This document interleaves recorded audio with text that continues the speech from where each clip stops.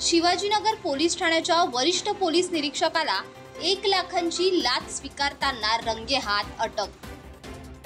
मुंबईच्या गोवंडी परिसरातील शिवाजीनगर पोलीस ठाण्यात कार्यरत असलेले वरिष्ठ पोलीस निरीक्षक बाबूराव मधुकर देशमुख यांना काल रात्री लाचलुचपत प्रतिबंधक विभागाच्या पथकाने 1 लाख रुपयांची लाच स्वीकारताना रंगेहात अटक केली आहे।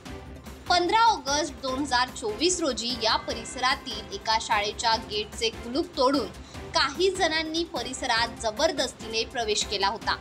या संदर्भात शाळेच्या ट्रस्टींनी शिवाजीनगर पोलीस ठाणे आणि धर्मादाय आयुक्त यांच्याकडे तक्रार दिली होती।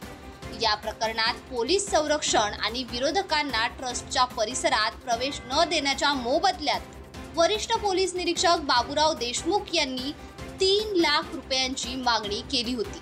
याबाबत ट्रस्टीने लाचलुचपत विभागाकडे तक्रार केली होती। मात्र रात्री यातील 1 लाख रुपये स्वीकारताना लाचलुचपत विभागाने त्यांना रंगेहात पकडले असून पुढील कारवाई लाचलुचपत विभाग करत आहे। मात्र यामुळे पुन्हा एकदा मुंबई पोलीस खात्यातील भ्रष्टाचाराचा मुद्दा ऐरणीवर आला आहे।